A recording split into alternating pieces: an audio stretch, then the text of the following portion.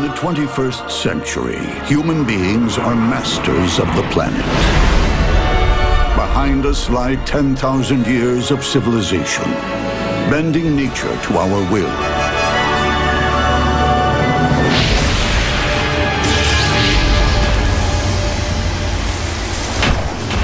And it all started with one great invention.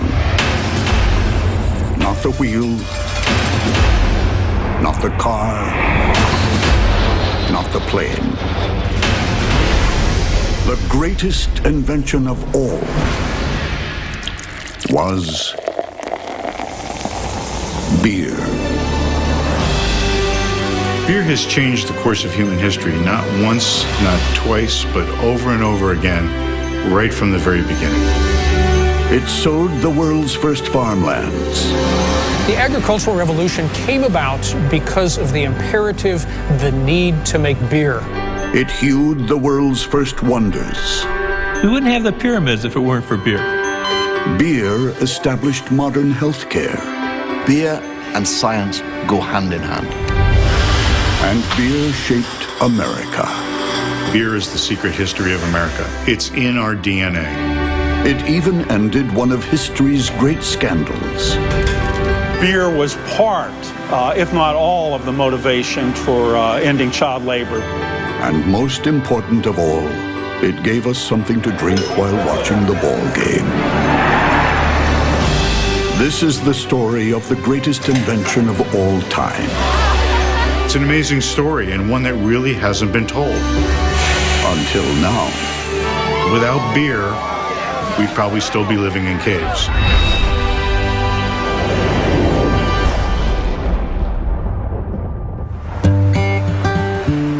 Human beings like us have been around for about 100,000 years. For the first 90,000, we were nomads, hunter-gatherers. All we had to worry about was food. The life of the hunter-gatherer is probably not as hard as some people would think. They spend about 2 hours a day gathering grains and hunting, and they spend a lot of time socializing.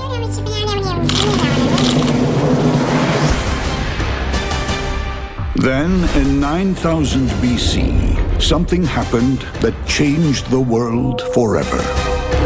In the Middle East, hunter-gatherers stopped wandering and started farming. They swapped caves for houses and created the first civilization, Mesopotamia. It was the beginning of the world as we know it. Historians call it the agricultural revolution. But the question is, why did it happen? We asked at the local pub. Women. Pumpkins. Potatoes. He just got tired of moving rocks. I have no idea. I don't know. In fact, the agricultural revolution was started by barley. For years, experts assumed it was to make bread. But now there's a new theory that has shaken the world of science. The agricultural revolution is all about beer, and beer is all about barley. For food scientist Dr. Patrick Hayes, it's an open and shut case. There's no doubt that barley was domesticated to make beer. Archaeologist Dr. Pat McGovern backs up the barley for beer theory. The reason it was domesticated at 9000 BC is that they were using it to make beer. The proof? Residue from ancient jugs. Turned out that this residue was what's called beer stone. Now this is evidence then that we had a vessel that would have originally been used for beer. McGovern has found evidence of beer more than 3,000 years before anyone was baking bread. But hold on a minute. Brewing is a complex science. So how could primitive people have invented beer? Dr. Thomas Shellhammer is a fermentation scientist, a beer boffin. And he thinks they stumbled across it by complete and utter accident. About 10,000 years ago, hunter-gatherers were collecting wild barley as a source of nutrition. During one of these collections, they were taking barley and placing it into some sort of collection device. This group then go on a hunt. While they're away, a natural miracle occurs. First, we get some rains, and these rains moisten that barley, and that barley begins to grow. As it grows, it produces sugars. Now it needs more water. Luckily, it rains again. And at this point, we have substantial amount of rain, enough rain that this vessel becomes basically full with liquid. Now the real magic happens. Wild yeast converts the barley sugars into CO2 and alcohol. A few days later, the hunters return. And they look inside this vessel and they see a bubbly mixture. And someone takes the chance to actually taste it. And taking a taste, they think, wow, this is something that's very, very different. This is the very first accidental beer, and from this point on, things will never be the same. Humans hadn't touched a drink in 3 million years of evolution. Suddenly, life looked a lot more interesting. They said, this stuff is good. How can we make more of that? Today, experts like Dr. Hayes believe it was beer's feel-good factor that changed the world forever. The intoxicating effects of that beer surely persuaded people to continue propagating barley. And that in turn starts this whole cascade of inventions that make for better beer. The thirst for more beer and more barley to make it with created an explosion of new technologies in a domino effect. You're going to get tired of going out with a stick and trying to poke a hole into hard ground. And so what does that lead to? Well, that's going to lead to the plow. Once you start opening up ground, some of that ground is not going to be suitable for agriculture unless you irrigate it. A host of inventions we still rely on today came about thanks to a taste for beer. Once you start raising all of this food, you don't want to go dragging it around behind you. So what do you have? You have wheeled carts to transport the stuff. More beer plus more barley equals more farms and the invention of math. It was beer that made them go in and study how to divide borders between their fields, and which led to mathematics. And so we can even say that math and measurement came about because of beer. After land surveys came bookkeeping and beer's greatest early invention: writing. Beer invented writing? The written language? No way, that's impossible. Impossible, but true. Dr. Stephen Tinney is an expert in ancient texts. The reason for inventing writing was the need to record the production and distribution of commodities like beer. The beer trade created record keeping, symbols on clay tablets that evolved into writing.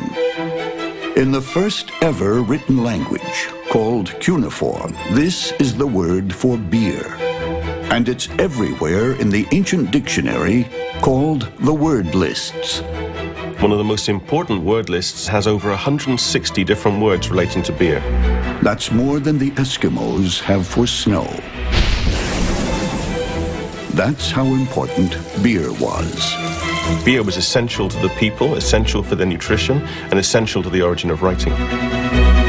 So beer ended hunter-gathering, started agriculture, invented the plow and the wheel, and gave us math and writing. By 3000 BC, civilization was in full flow, all thanks to beer. But it was only just getting started. Coming up, how beer built the pyramids. It's just mind-boggling.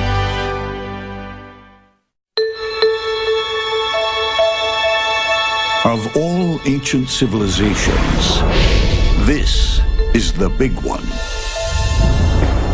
But now, Egyptologists are discovering its wonders exist thanks to a secret ingredient: beer. Ancient Egyptian civilizations would not have existed without beer, and beer in great quantities. I don't think there was anyone in ancient Egypt that didn't have the right to drink beer, even small children. The ancient Egyptians saw beer as a gift of the gods. The most powerful of all the Egyptian gods was Re. He is the creator of life, love, and beer in this world and the next. They consumed it all the time, and when they died, they would go to the afterlife hoping that they would continue consuming beer in great quantities. This inscription on an Egyptian tomb answers the age-old question: how many beers do you need in the next world? He asked for 1,000 jugs of beer that he hoped to take advantage of in his afterlife. The pyramids are the ultimate icons of the afterlife. Just how they were built remains a mystery, especially when you learn how workers were paid. The daily rations, the wages of ancient Egypt were paid in beer. They would be given a chit that would say, "You have earned 50 jars of beer." It was almost as if it was a debit card.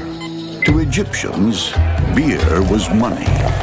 Today, a few noble individuals still trade in beer.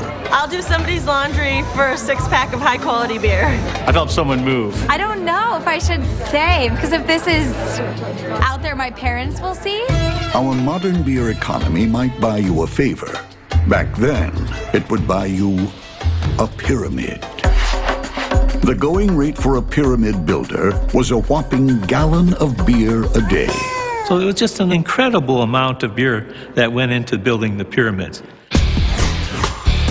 It takes a gut-busting 231,414,717 gallons of beer to build the Pyramid of Giza. The reason?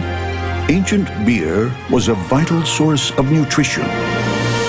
Beer was absolutely fundamental to the Egyptians. It was one of their very basic foodstuffs. Beer was one of the main foods in ancient Egypt. It wasn't just a question of being a beverage. Even schoolboy would get up in the morning and have a dish of beer. This ancient beer, we'll call it Pyramid Light, was very low in alcohol, but packed with minerals and vitamins, which kept the ancients strong, healthy, and astonishingly productive. We wouldn't have the pyramids if it weren't for beer. So, beer built the pyramids and was Egypt's staple food and its common currency. I know what you're thinking. Next, he's going to tell me that beer cured the sick. Well, actually, it did. Beer was used to treat all sorts of ailments. They treated the diseases of the gums with beer. And they actually even used some of the remains of the beer, the grains, and burned them and produced an anal fumigant to treat diseases of the bowel. That particular remedy may have gone out of fashion, but ancient beer really did pioneer a startling revolution in medicine 3,000 years before its time. Dr. George Armalagos is a professor of anthropology. He studies mummified bones to find out how ancient Egyptians used to live. He recently made a discovery that shocked modern science. My heart stopped. I said, this is really big. He spotted traces of tetracycline, a modern wonder drug, in bones 3,000